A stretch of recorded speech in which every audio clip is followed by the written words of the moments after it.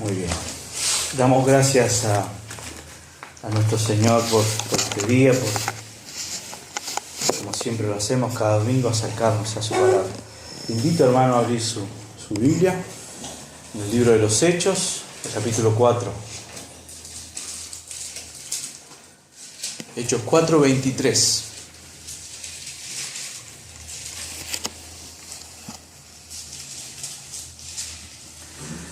Lo que encontremos en esta palabra debería afirmar nuestros corazones para que en toda circunstancia nosotros confiemos en la voluntad del Señor y la busquemos. Que queramos siempre estar centrados en su voluntad, sabiendo que esa voluntad es santa, es agradable y es perfecta en todo tiempo. Leamos la palabra del Señor, hermanos.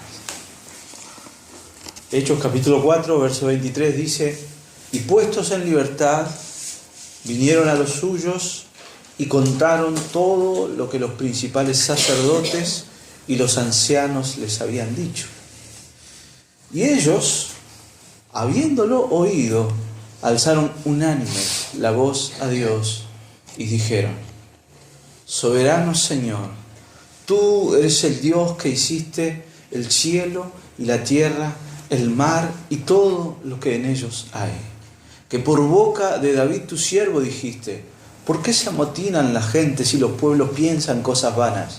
Se reunieron los reyes de la tierra y los príncipes se juntaron en uno contra el Señor y contra su Cristo. Porque verdaderamente se unieron en esta ciudad contra tu santo Hijo Jesús, a quien ungiste.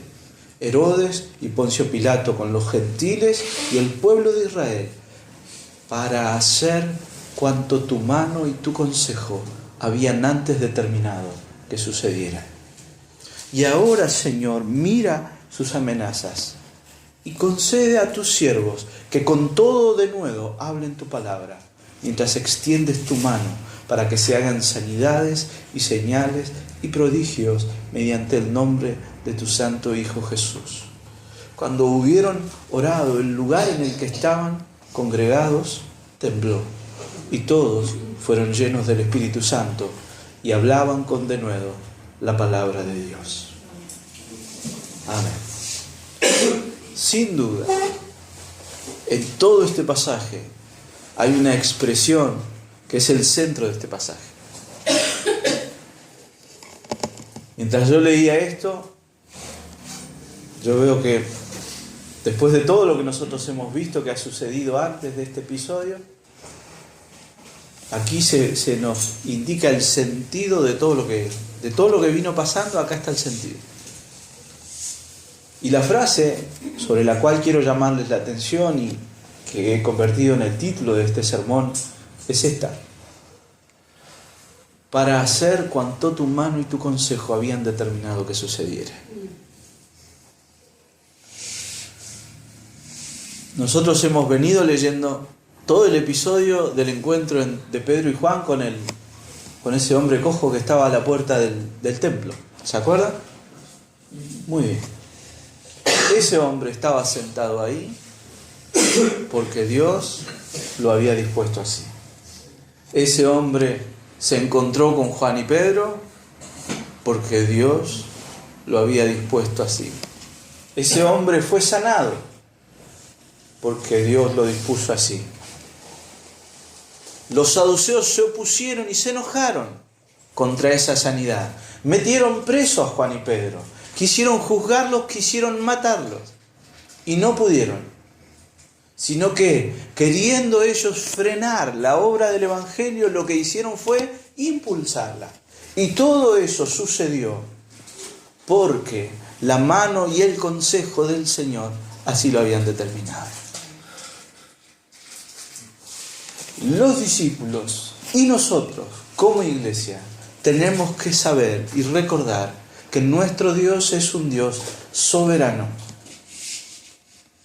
Nada sucede en este mundo sin que el Señor lo haga o lo permita. Nada. Ahora, ¿cómo nosotros reaccionamos ante esa verdad? Y esa es la gran pregunta. ¿A qué nos lleva? ¿A qué forma de vivir nos lleva esto que sabemos? Miren, el sentido de la exposición de la palabra es básicamente, que nosotros abramos la Escritura y conozcamos más a Dios. Y que cuanto más conocemos a Dios y que basados en ese conocimiento de Dios, nosotros reaccionemos y actuemos frente a las circunstancias, frente a todo lo que hacemos. Nuestra forma de pensar, nuestra forma de sentir y nuestra forma de actuar están moldeados por nuestros conceptos. Y el concepto más importante que un hombre debe tener es su concepto de Dios. Si un hombre cree que no hay Dios, hace lo que quiere, total, no hay consecuencias. Si el Dios en el que ese hombre cree es un Dios todo buenito, ese hombre peca con libertad, si total Dios perdona. Si el hombre cree en un Dios limitado y que puede hacer ciertas cosas pero otras no, su confianza es débil. Pero cuando nosotros vemos en la Biblia al Dios de la Biblia, vemos a un Dios santo, a un Dios justo y a un Dios soberano. Así que el título de este sermón es ese: el Dios que hace cuanto su mano y su consejo determinan. ¿Cómo eso a nosotros nos modifica? ¿A qué nos lleva a vivir? Y lo primero que veo en este pasaje está ahí nomás, en el comienzo. ¿Qué hicieron los discípulos luego de ser liberados? ¿A dónde fueron? Y puestos en libertad, vinieron a los suyos y contaron todo lo que los principales sacerdotes y los ancianos les habían dicho. Juan y Pedro, luego de recibir la libertad, ¿se acuerdan, no? Los que hicieron y no pudieron. ¿Y qué hicieron? Los amenazaron. Les dijeron, no anden hablando más de este Jesús. Y ellos dijeron, ¿qué vamos a hacer? ¿Lo vamos a obedecer a ustedes o vamos a obedecer a Dios? Ni dudarlo, nosotros vamos a obedecer a Dios. Que ustedes hagan lo que quieran, que ustedes hagan lo que tengan que hacer, nosotros vamos a obedecer a Dios. No pudieron hacer nada y los largaron. ¿Y a dónde fueron Juan y Pedro? Fueron con la iglesia. Dice a los suyos. La iglesia en Jerusalén ya para esta altura tenía como 5.000 hombres, ¿no es cierto? 5.000 hombres con su familia. Así que tenemos que hablar de una iglesia de por lo menos 10.000 personas. Pero dice acá a los suyos. Evidentemente Juan y Pedro se dirigieron a el grupo de los discípulos, el grupo de los apóstoles, que se reunía siempre en un lugar para orar, para compartir la palabra, que estaban en comunión, ¿no? Y ellos vinieron para que la iglesia supiera que ellos habían sido librados. Pero fíjense, hay algo que a mí me llama la atención. ¿Qué es lo que Juan y Pedro comparten con la iglesia?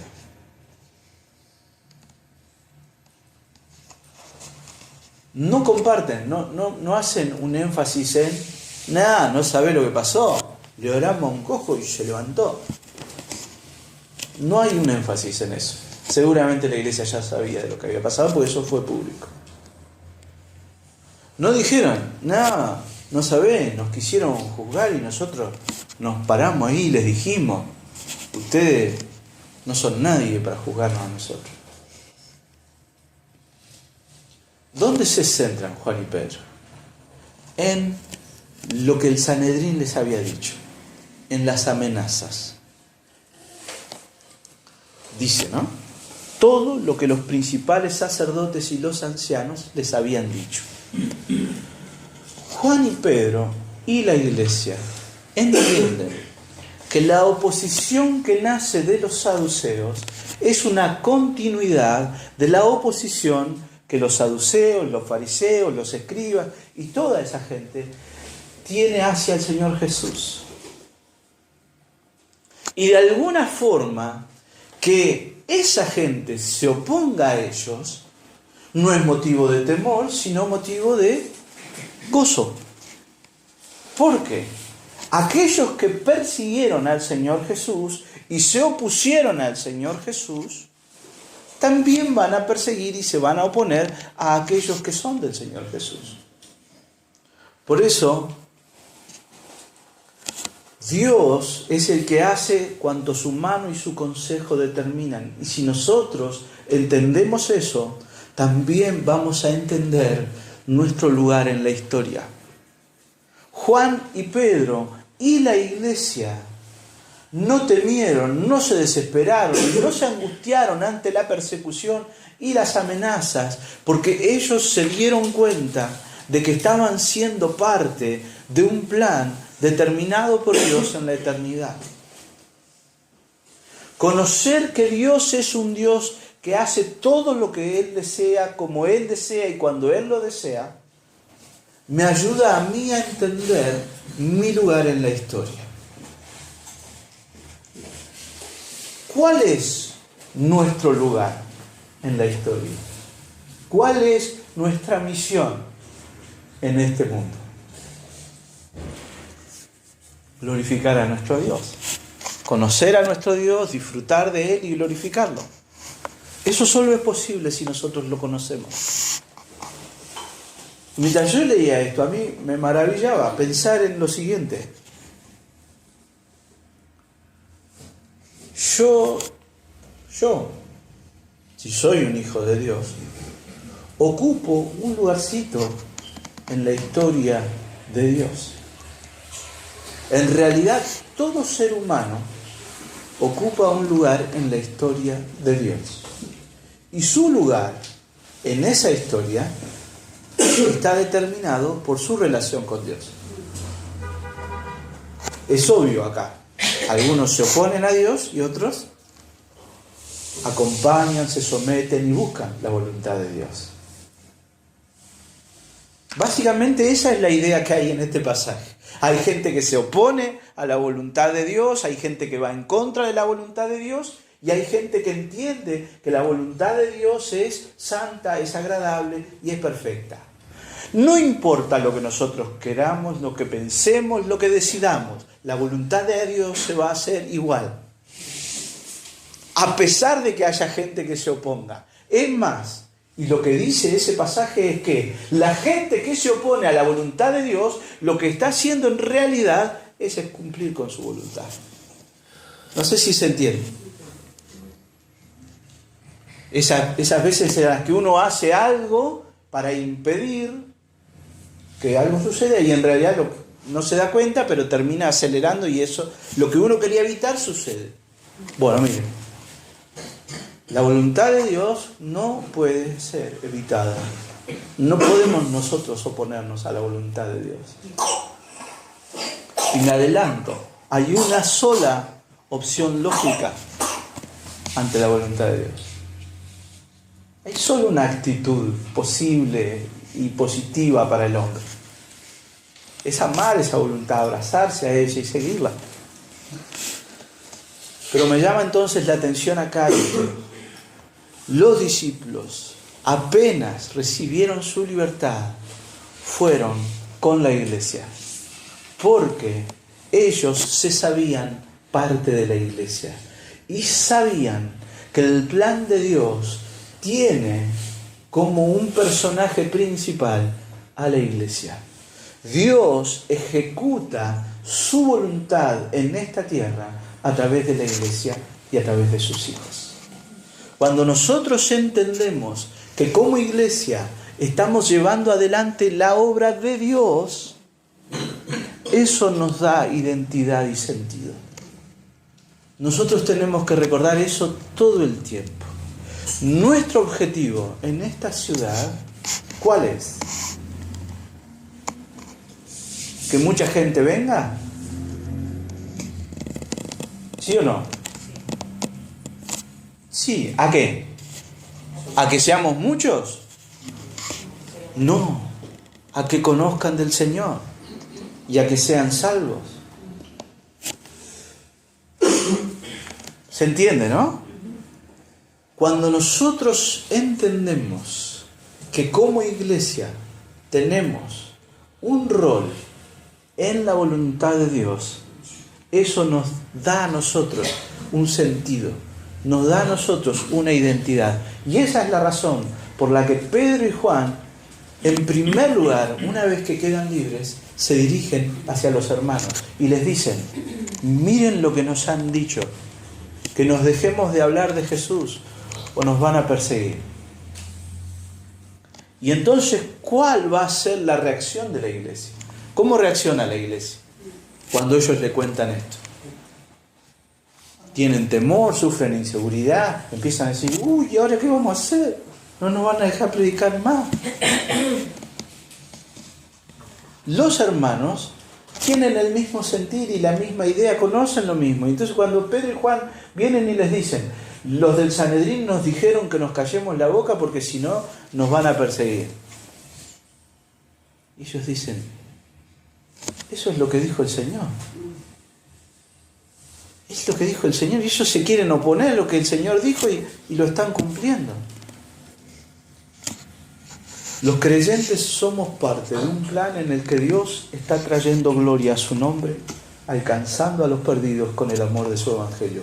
Cuando nosotros conocemos a Dios desde esa perspectiva y nos reconocemos como instrumentos suyos, nuestro foco no está puesto en nosotros mismos, sino en perseguir la gloria de Dios. Los discípulos no hablaron del milagro que había sido hecho por su hermano, los discípulos no hablaron de su propia defensa ante el Sanedrín, sino que hablaron de cómo los demás se oponían a la obra del Señor. Y el pasaje sigue diciendo, y aquí está un poco la parte más importante. Y ellos, es decir, los que escucharon a Juan y a Pedro, los suyos, habiéndolo oído, una vez que escucharon eso, alzaron unánimes la voz a Dios y dijeron: soberano Señor, tú eres el Dios que hiciste el cielo y la tierra y el mar y todo lo que en ellos hay. Que por boca de David tu siervo dijiste: ¿por qué se amotinan las gentes y los pueblos piensan cosas vanas? Se reunieron los reyes de la tierra y los príncipes se juntaron en uno contra el Señor y contra su Cristo. Porque verdaderamente se unieron en esta ciudad contra tu santo Hijo Jesús, a quien ungiste. Herodes y Poncio Pilato con los gentiles y el pueblo de Israel, para hacer cuanto tu mano y tu consejo habían antes determinado que sucediera. Dios hace cuanto su mano y su consejo determinan. Y eso a nosotros nos lleva a afirmarnos en el conocimiento de Dios. Miren, ¿cuál es la reacción inicial de la iglesia cuando escucha esto? No vinieron Pedro y Juan con la noticia: miren, acá estamos libres. Juan y Pedro vinieron con la noticia. Nos amenazaron. ¿Cómo reacciona la iglesia? ¿Qué hace la iglesia? Ora. La iglesia ora. Porque dice ahí: alzaron unánimes la voz a Dios. La reacción natural de escuchar las amenazas fue la oración. Y alzaron, dice, unánimes la voz. Y esa palabra no quiero dejarla pasar por alto. Unánime significa un ánimo, un sentir. Todo el mundo queriendo lo mismo. Eso es ser unánime. ¿Sí? En una votación, a veces se elige tal cosa y hay 5 que piensan de una forma y 2 que piensan de otra. Y entonces los 2 que no pensaban así, ¿qué tienen que hacer muchas veces? Aceptar lo que los 5 decidieron. Y a veces no es tan fácil. Pero si los 7 votan lo mismo, eso es estar unánimes. Están todos en el mismo sentir. ¿Y cuál era el sentir de la iglesia? Afirmarse en Dios. La iglesia no miró a las persecuciones, sino que miró a Dios. Y este pasaje es precioso. Primero, hay una cita ahí del Antiguo Testamento. ¿Se dieron cuenta? Sí, claro, la leyó nuestro hermano Bruno recién. El Salmo 2. La iglesia cita el Salmo 2 y usa el Salmo 2 en la oración. Quisiera que miremos el comienzo de esta oración. ¿Cuáles son la primera expresión que la iglesia dice? ¿Cómo se dirige a Dios la iglesia? ¿Con qué título? soberano Señor. La palabra ahí es una palabra griega, bueno, fue escrito en griego, que es déspotes. De ahí viene nuestra palabra en español déspota. ¿Alguien sabe lo que es un déspota? Es difícil porque en nuestro idioma tiene una carga mala. Un déspota es aquel egoísta que hace lo que quiere. ¿Sí? Si un padre de familia nunca se preocupa por su esposa y sus hijos y hace lo que él quiere y decide todo él y se hace todo en forma de su compañía, nosotros decimos es un déspota.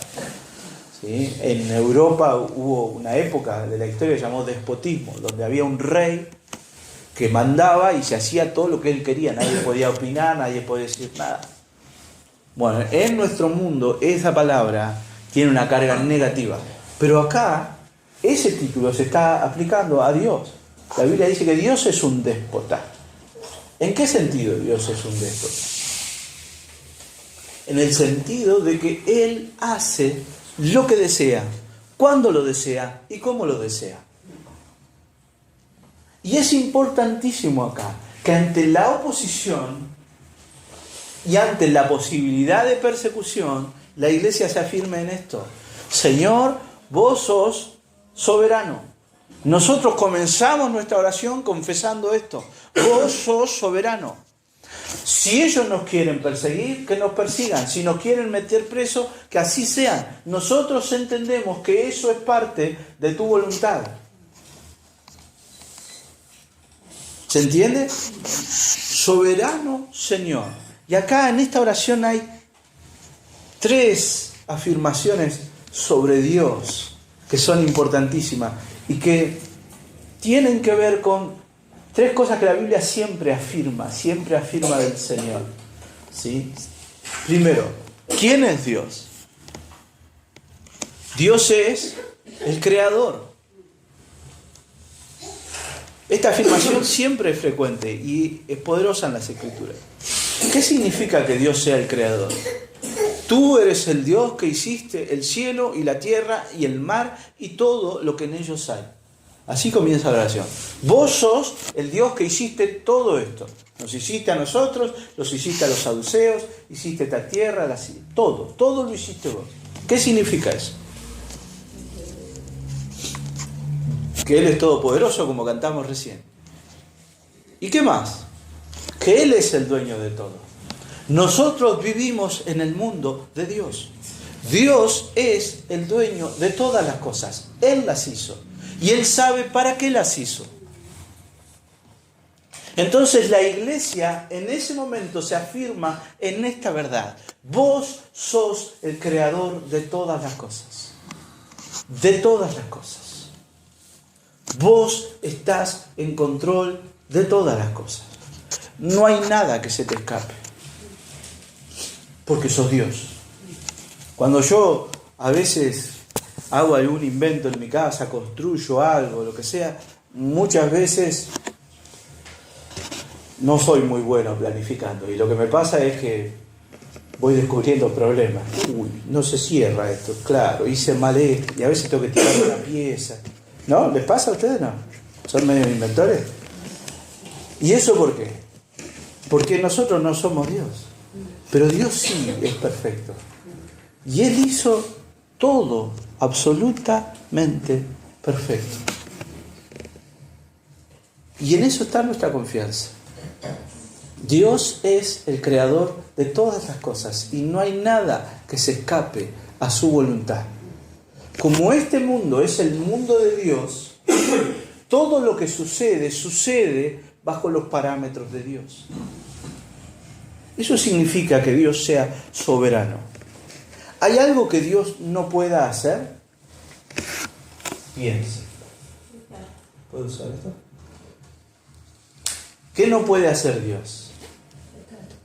Dios no puede pecar. Lo único que Dios no puede hacer es lo que va en contra de su propia naturaleza. Dios no puede negarse a sí mismo. Dios no puede hacer algo que Él no es. Pero después, Él puede hacer cualquier otra cosa. ¿Se acuerdan?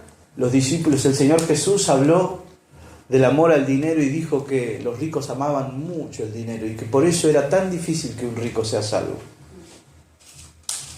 Porque la demanda del Evangelio es que nosotros amemos a Dios sobre todas las cosas. Y los discípulos cuando escucharon esto dijeron, ¿y entonces quién se va a salvar? Y el Señor les dijo, lo que para los hombres es imposible, para Dios es posible. Porque no hay nada imposible para Dios.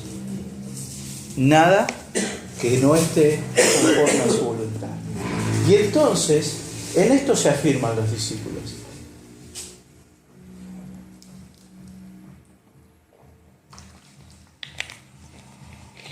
Dios no solo es el que creó a este mundo. Él lo hizo, Él le dio forma, Él lo sustenta, Él lo gobierna y Él le da sentido. Nosotros tenemos que recordar eso siempre. A veces es difícil.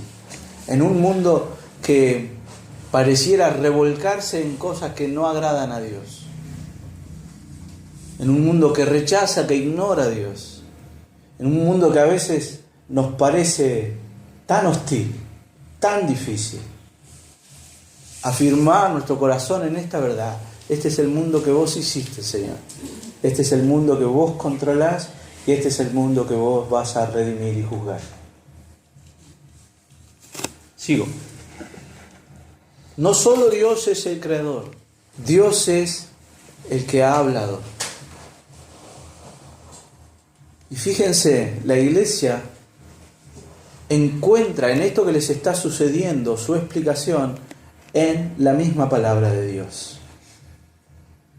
Dice que por boca de David tu siervo dijiste. Y va a referirse al Salmo 2. ¿Quién habló? ¿Quién dijo? El Señor. En el Salmo 2 es el Señor el que está hablando. ¿Por boca de David? Sí, pero es el Señor el que está hablando. Dios es un Dios que habla. Dios es un Dios que se revela. Se revela cómo Él es y se revela en cómo Él actúa. Nosotros aprendemos a conocer a Dios a través de la forma en la que Él actúa. Dios revela y da a conocer su naturaleza y sus propósitos. ¿Qué dice el Salmo 2? ¿Por qué se amotinan la gente si los pueblos piensan cosas vanas? Se reunieron los reyes de la tierra y los príncipes se juntaron en uno contra el Señor y contra su Cristo. ¿Qué dice ese salmo? Que la gente se amotina, se rebela, hace grupo en contra. Los pueblos piensan cosas vanas, cosas sin sentido, pavadas, por decirlo de alguna forma. Y los reyes de la tierra se reúnen. Ellos que son tan poderosos se juntan todos. Los príncipes también en uno. Se juntan en uno, dice acá. Es lo mismo que decir unánime. Piensen, la iglesia unánime busca la voluntad de Dios. Los que se oponen, unánimes, de una forma, de otra forma, no importa, los une lo mismo. La rebeldía, estar en contra de Dios. Todos ellos se reúnen en contra del Señor y contra su Cristo. Eso lo dijo David, o lo dijo el salmista hace cuántos años, muchísimos años, antes de esta historia. Ya 200 años antes de Cristo, los judíos tenían muy claro que ese Salmo 2 era lo que se llama un salmo mesiánico. Es decir, un salmo que anunciaba al Mesías y lo que iba a pasar con el Mesías. Ya la Biblia anunciaba que el Cristo de Dios iba a ser rechazado. Y por eso, ahora los discípulos dicen, ¿por qué? Y ahí termina la cita. Ahora son ellos hablando. Verdaderamente se unieron en esta ciudad contra tu santo Hijo Jesús, a quien ungiste. Y la palabra ungiste tiene relación con Mesías, Cristo, es lo mismo, ungido. Herodes y Poncio Pilato, es decir, los reyes y los príncipes. Con los gentiles, es decir, los pueblos. Y el pueblo de Israel. ¿Quién se juntó en contra del Señor? Todos. Herodes, Poncio Pilato, los gentiles y hasta los mismos judíos se unieron en contra de Dios. ¿Para qué? Para oponerse a Dios. Se oponen a Dios. Pero al final, ¿qué? Y este es el pasaje que a nosotros nos tiene que afirmar. Para hacer cuánto tu mano y tu consejo habían determinado antes que sucediera.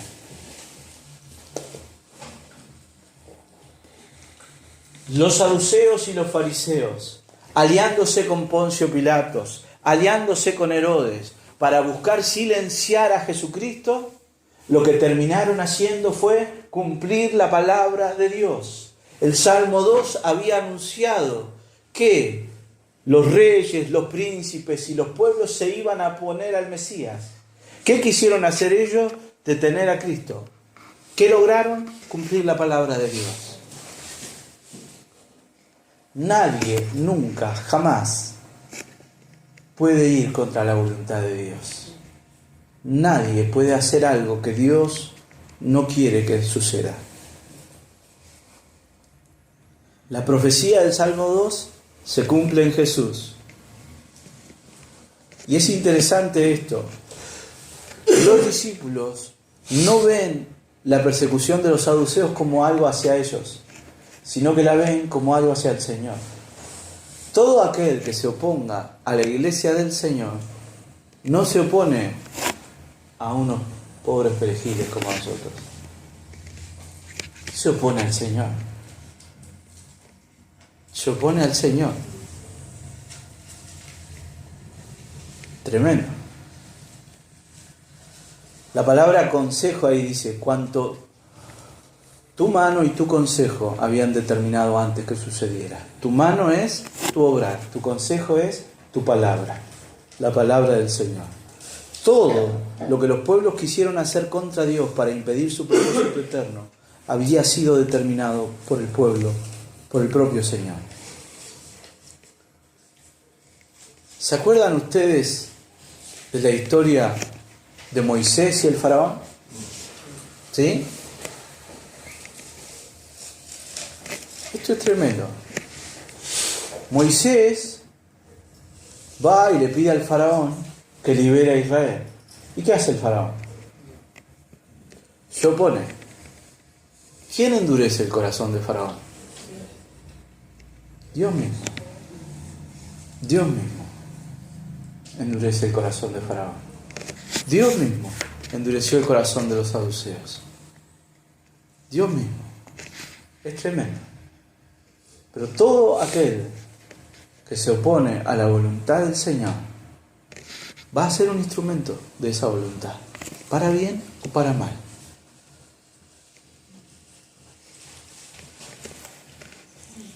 ¿Se acuerdan cuando los hermanos de José quisieron matarlo?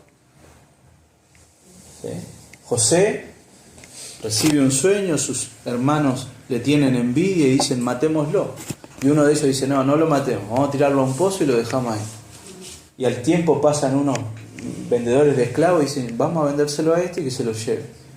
Y José termina en Egipto, está en la cárcel, le pasan 1000, pero termina ocupando un lugar de posición privilegiada. Y un día caen a su casa sus hermanos, los mismos que lo habían querido matar.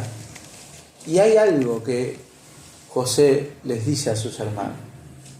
Ustedes pensaron que me iban a hacer mal, pero lo que ustedes quisieron hacerme mal, Dios lo determinó para mi bien. ¿Por qué? Porque Dios es soberano. Porque Dios es soberano. No hay nada que suceda en este mundo fuera del control de Dios. Los discípulos vieron eso con claridad y eso es lo que afirman en esta oración.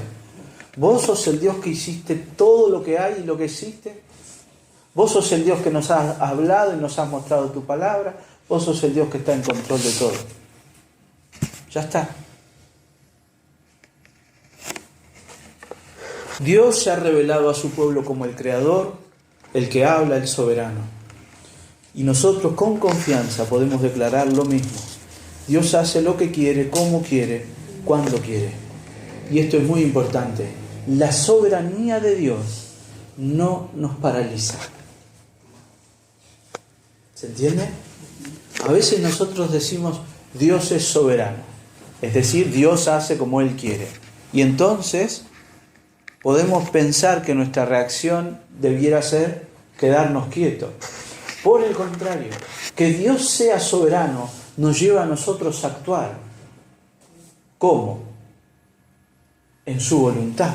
Cuando nosotros nos ponemos en la voluntad de Dios y buscamos la voluntad de Dios, entonces nosotros no nos quedamos quietos, trabajamos, nos esforzamos, porque Dios es el que hace todas las cosas. Entonces yo, todo lo que el Señor me mande a hacer, lo voy a hacer porque se va a hacer, se va a lograr, porque Dios me mandó a hacerlo. Podemos confiar en el Dios que nos hizo, en el Dios que nos habla, en el que está en control de todas las cosas. Y una vez que los discípulos confiesan esto y dicen, Señor, vos sos el Dios que está sobre todas las cosas, nada hay que se escape a tu control. Por eso nosotros ahora te pedimos que destruyas a tus oponentes, que nos des a nosotros la autoridad para ir y que caiga fuego del cielo y los consuma. Te pedimos, Señor, que no nos puedan hacer ningún daño. ¿Todo eso oran los discípulos? No, es precioso lo que piden. Mire el pasaje. Después de Juan y Pedro les dicen, nos dijeron que nos van a perseguir. La iglesia ora, Señor, vos estás en control de todas las cosas. Y porque vos estás en control de las cosas, nosotros oramos así. Y ahora, Señor, mira sus amenazas. Mira, ten en cuenta sus amenazas. Fíjate, encárgate vos de eso. Nosotros no. Vos encargate de eso. Mira sus amenazas. Y a nosotros. Y concede a tus siervos. ¿Qué cosa? Que con todo de nuevo hablen tu palabra. Mientras extiendes tu mano para que se hagan sanidades y señales y prodigios mediante el nombre de tu santo Hijo Jesús. La iglesia sabía que la misión que ellos habían recibido era proclamar el Evangelio. Y entonces esta es la oración. Señor, de los que se oponen, encárgate a vos. Pero a nosotros, danos denuedo, danos esfuerzo, danos libertad, danos el ánimo, danos el coraje para que nosotros nunca dejemos de predicar tu palabra. Y que cuando nosotros prediquemos tu palabra, tu Espíritu Santo confirme que es tu palabra por medio de señales y prodigios. Siga leyendo Hechos y va a ver que la obra de los apóstoles está marcada por esto. El Señor les concede esto. Ellos iban, predicaban el Evangelio y su autoridad como apóstoles era garantizada, era demostrada por Dios por medio de esas señales y prodigios. Paréntesis, sabemos, ¿no es cierto? Eso fue ¿para quién? Para los apóstoles. Para los apóstoles. ¿Se entiende eso? Eso es algo que recibieron los apóstoles. Nosotros no. Nosotros no andamos en las plazas gritándole a la gente que va a ser sana. ¿Oramos? Oramos. ¿Creemos que Dios puede sanar a un enfermo? Sí. Lo que no, yo particularmente, desde mi óptica, mi comprensión de la Escritura, es que no creo que haya nadie especial a quien Dios ahora le haya dado una autoridad, como se la dio a los apóstoles. Pero los apóstoles eran los que iban a escribir el Nuevo Testamento, eran los que iban a proclamar la palabra del Señor, y ellos recibieron esa autoridad específica. Y es eso lo que están pidiendo. Señor, danos el coraje de predicar tu palabra y respaldar nuestra predicación por medio de esas señales y prodigios y maravillas que nosotros hacemos en el nombre de tu santo Hijo Jesús. Ese contra el cual se oponen, ese al cual ellos persiguen y a nosotros nos persiguen por causa de él, en ese nombre nosotros seguimos predicando. ¿Qué piden entonces? ¿Ser libres de las dificultades? No. ¿Venganza? Tampoco. Ellos piden que Dios mire y juzgue las maldades de los que los amenazan. Dios es el que juzga, de Él es la venganza, de Él es la justicia. ¿Cuál debería ser nuestra actitud hacia nuestros enemigos? ¿Qué deberíamos hacer nosotros contra nuestros enemigos? Orar y perdonar y todo se sintetiza en un solo verbo. Amar. Amar.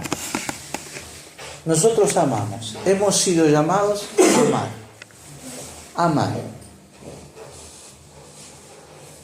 Ellos piden que Dios les conceda enfocarse en la misión con denuedo y que su poder sea manifestado en medio de ellos.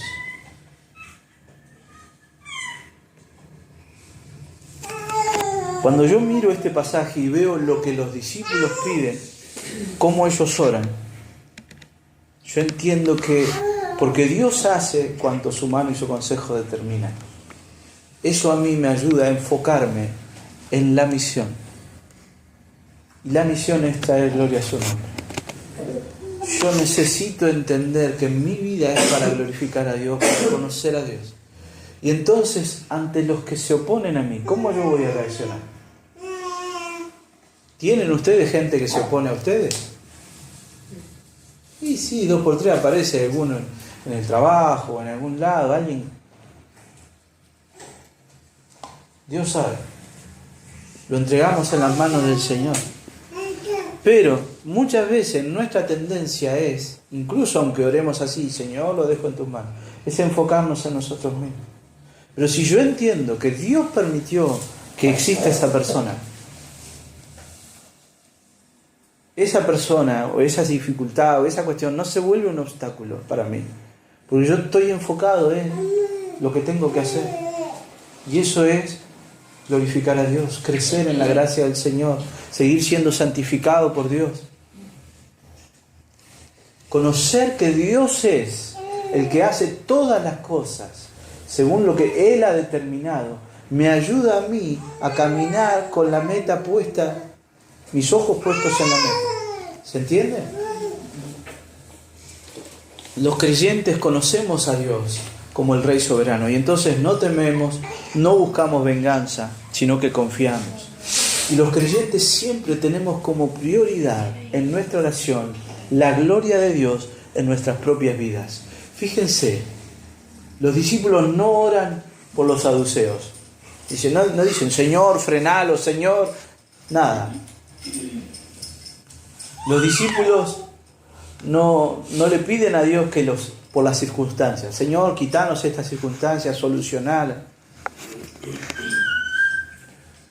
¿Por quién piden los discípulos?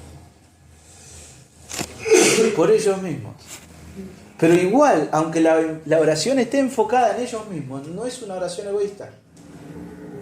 ¿Se entiende? ¿Qué están pidiendo? Danos de nuevo, Señor. Danos valentía. Danos coraje.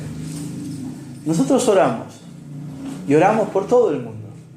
Y le pedimos al Señor que el Señor ablande los corazones de aquellos con quienes hemos compartido el Evangelio. Oramos pidiendo el bien incluso para aquellos que nos persiguen o que nos maltratan. Pero sobre todo deberíamos orar por nosotros mismos para que nuestros corazones estén centrados en su voluntad ante toda circunstancia. Mi oración principal muchas veces debiera ser, Señor, que yo entienda esto que está pasando, esta situación, esta persona, lo que sea, como parte de tu plan para mi vida. Y te pido que vos me ayudes a mí a tener una actitud que te glorifique a vos. ¿Se entiende?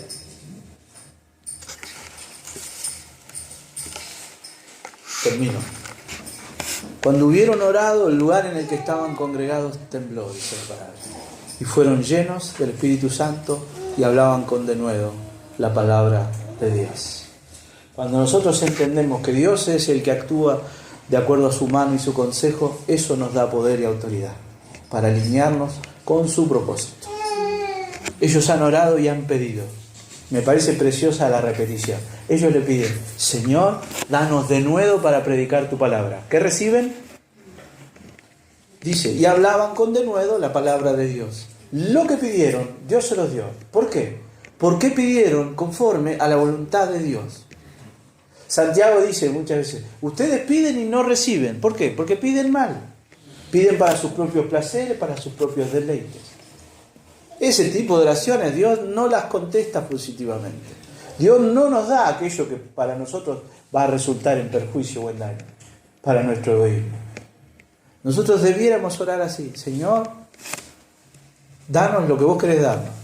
Debiéramos buscar en su palabra qué es lo que Él quiere darnos.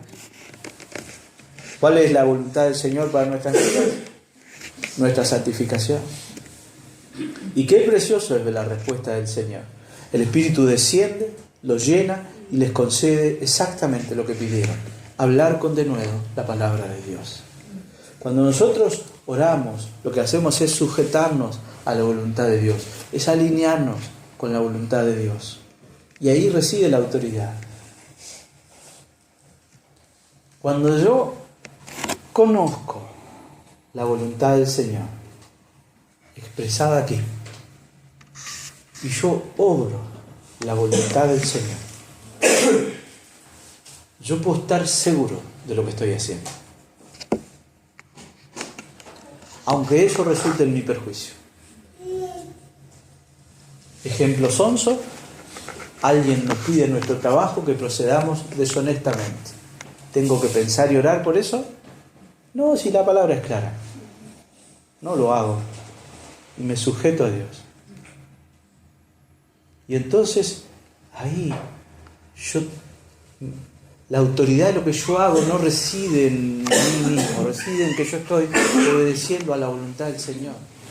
Y entonces entiendo que si Dios permitió que alguien venga y me proponga eso, aunque eso pueda terminar resultándome en perjuicio en el trabajo, es la voluntad de Dios. Dios lo permitió. Dios está en control. Y mi prioridad siempre es sujetarme a esa voluntad. Siempre. Si yo estoy sujeto a la voluntad de Dios, tarde o temprano, aunque yo no lo entienda o como yo no lo entiendo, Dios está haciendo algo en mí. Dios está haciendo algo en mí. A veces es difícil porque nosotros siempre pensamos en términos de conveniencia, de qué es lo que nos conviene. Pero el Hijo de Dios guía sus pasos por la palabra de Dios, por la voluntad de Dios. Y eso es, no sé si más fácil, pero es más lógico de hacer cuando nosotros entendemos que Dios es el Dios que gobierna todas las cosas. Un comentarista lo expresó así: en épocas amenazantes, nuestro interés no debe ser tanto evitar los problemas como poder seguir adelante con júbilo y valor en nuestra obra y deber. Hermanos, cuando nosotros queremos hacer nuestra voluntad, lo único que conseguimos es confusión y dolor en nosotros mismos y en los demás. Pero cuando nos alineamos con la voluntad del Señor, experimentamos su gracia en cada paso que damos y podemos confiar incluso en la oposición y en la aflicción. Permítanme ampliar un poco esta idea. Nosotros siempre hablamos de la voluntad de Dios y cuando pasan cosas decimos: es la voluntad de Dios. ¿Voluntad significa qué cosa? ¿Qué es la voluntad? Es el deseo, lo que Dios quiere. Dios quiere. Nosotros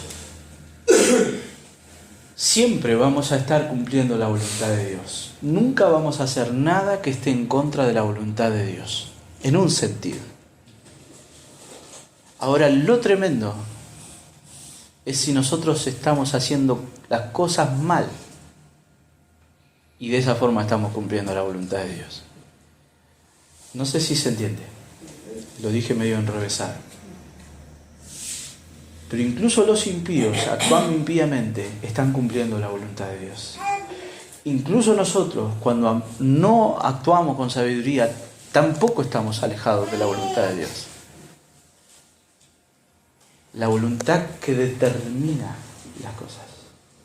Ahora, nosotros lo que necesitamos es conocer lo que Dios, la forma en la que Dios quiere que nosotros actuemos y reaccionemos ante las cosas. Nos tenemos que alinear con esa voluntad. Si Dios es claro en algunas cuestiones, y yo quiero hacer algo, ¿no? Yo quiero hacer algo. Muchas veces en nuestra necedad nosotros decimos, yo quiero lograr esto y a mí se me puso en la cabeza eso.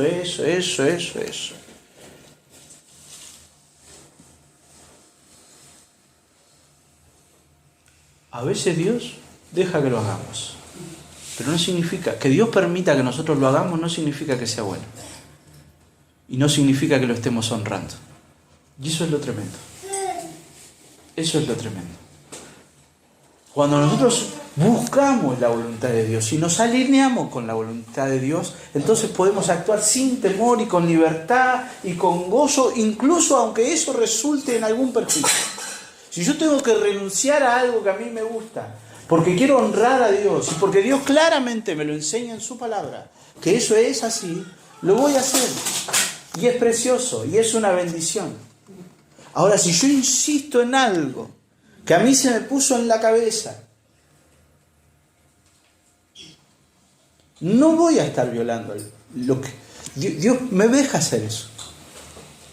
Pero yo no puedo esperar la bendición de Dios en eso. Yo no puedo esperar la bendición de Dios en ser necio. Porque Dios es claro. Dios nunca se te va a aparecer a vos en un sueño. No creemos eso. Doy un ejemplo sencillo. Néstor quiere cambiar el auto, ¿no? Dios no va a mandar un ángel a decirle, anda a tal agencia que ahí está el auto. No. Pero Dios le ha dado a él principios básicos en la Biblia sobre los cuales él regirse. Ahora, si él se encapricha con algo y le mete, por ahí Dios lo deja hacer eso. Ahora, ¿él le puede reclamar a Dios que no resultó como él quería? No. Y estoy dando un ejemplo súper sonso, porque a lo sumo va a renegar un poco. Lo peor es cuando nosotros hacemos cosas que afectan nuestro interior y a los demás. Muchas veces nosotros queremos imponer nuestra voluntad. Y esa es una tragedia. Miren, hermanos, los saduceos estaban convencidos de que oponerse a Cristo era estar cumpliendo con la voluntad de Dios. Y sí era, pero Dios no se complacía en ellos. Nosotros tenemos que buscar, obedecer y seguir y abrazar la voluntad de Dios de una forma que a Él le honre y que a Él le complazca. Y eso es obedecer la Escritura. Porque muchas veces, mi corazón quiere que las cosas sean hechas como yo quiero. Y yo tengo que alinearme con la voluntad del Señor.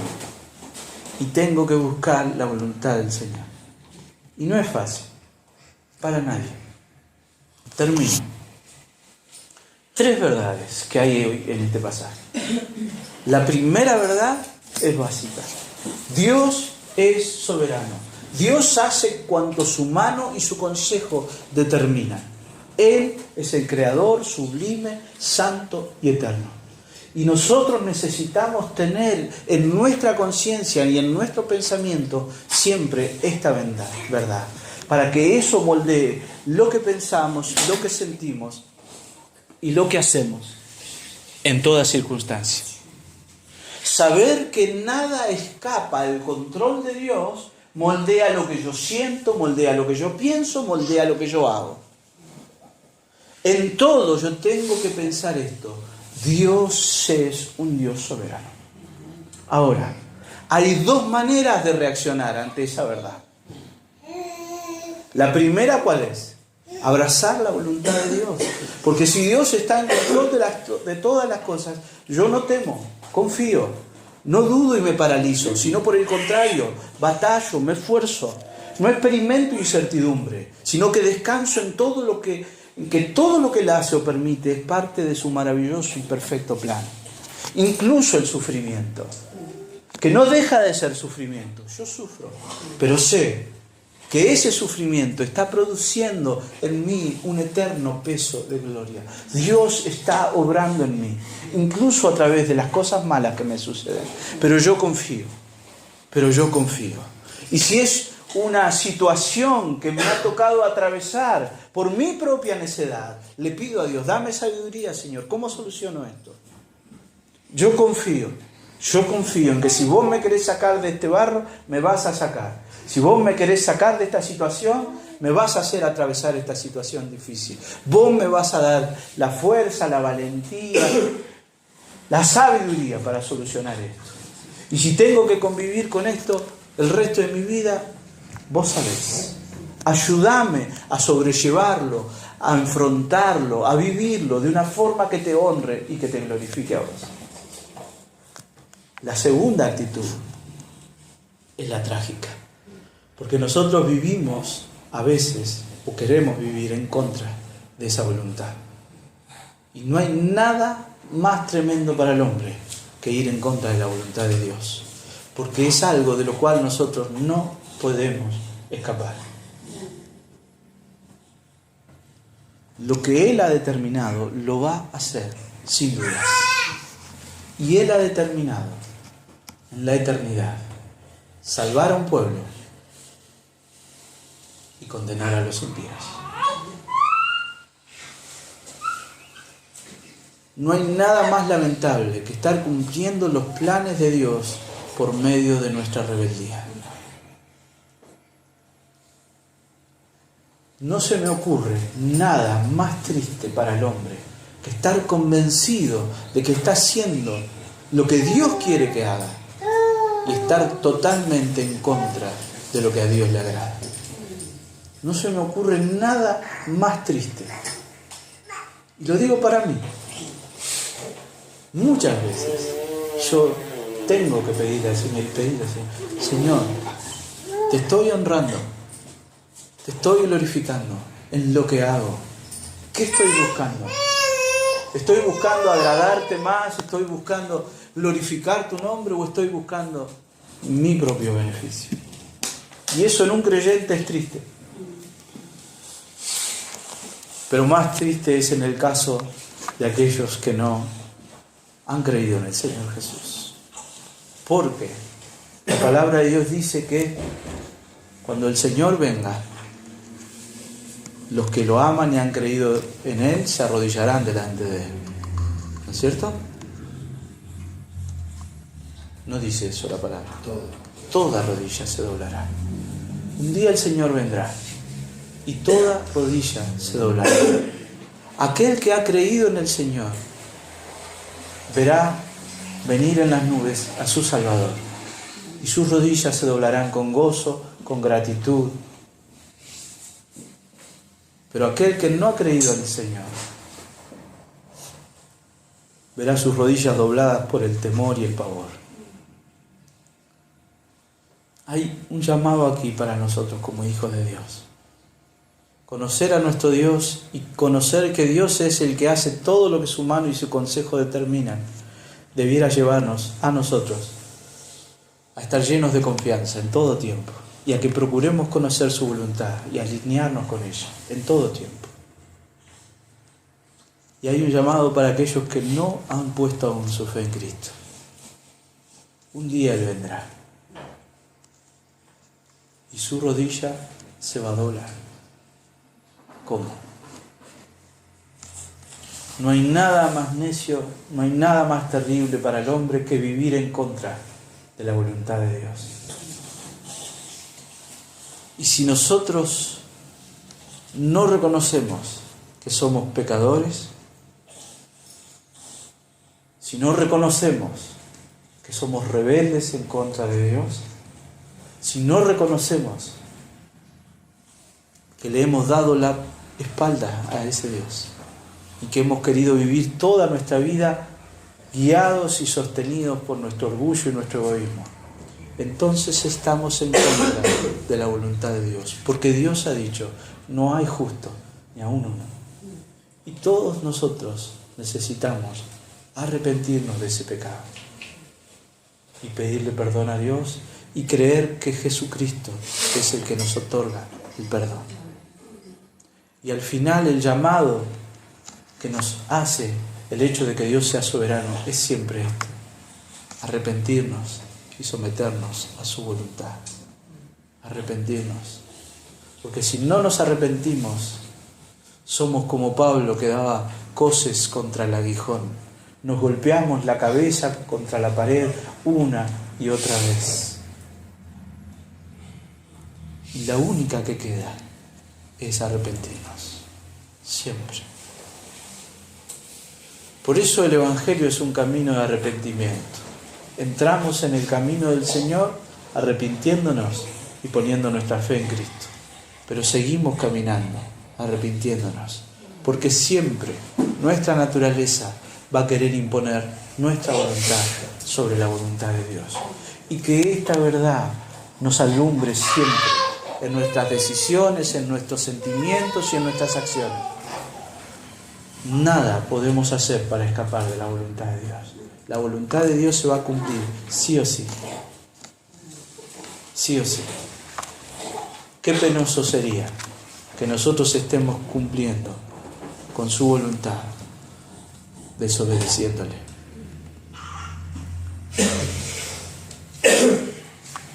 Oremos. Señor, vos sos el Dios que creaste los cielos y la tierra. Vos sos el Dios que te diste a conocer por medio del Evangelio. Vos sos el Dios que controla todas las cosas. Concédenos en esta mañana que nuestros corazones endurecidos se sometan a tu voluntad preciosa. Que entendamos, oh Señor, que seguirte a vos y obedecerte a vos es lo más precioso que puede haber en este mundo. Y que lo más necio que puede haber en este mundo es darte la espalda e ignorarte. Concédenos, oh Señor, arrepentimiento. Concédenos, oh Señor, sabiduría. Concédenos aferrarnos a vos y solo a vos, Señor. Danos, Señor, esta conciencia de que todo lo que tu mano y tu consejo han determinado sucederá.